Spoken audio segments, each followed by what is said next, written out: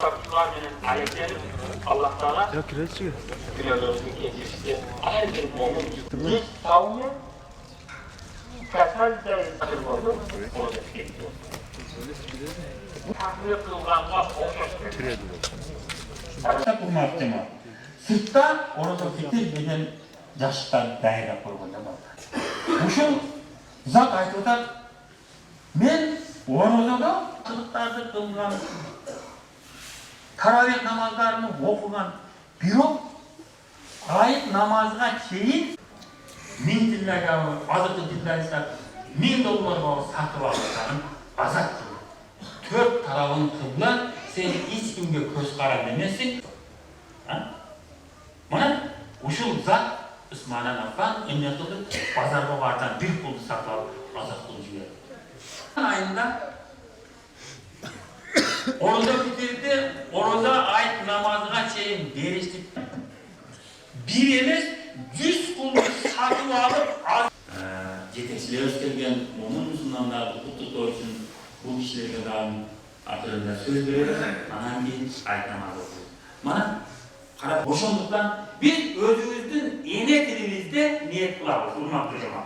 Kılın burak. İkinci takdirde cariga tuş gerek.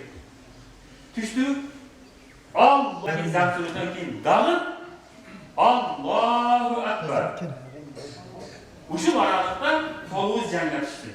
Fazıl, Hacı, jana oşonday ele Batken şaharının imamı Abduraşid Bizdin жашоо turmuşubuzda жашоонун тартиби кылып алганыбыз биз үчүн чоң бир жакшылыкты алып келе турган маселе болду деп айтсам жаңылышпайм. Allah Taalaga ibadattарды kılıp mına kechinde meclislerimizde taravih Batken oblası özgöçe mına Çegarabaş aymakka жайгашкан. Момун Müslümanların katarında mamleket başçılığı sorunga şart berişti. Oşondaylar mamleketlik yetekçiler momун musulmandın. Özgöçe bugünkü cemaatımızın Ramazan ayında Allahu Ekber Allahu Ekber Allahu Ekber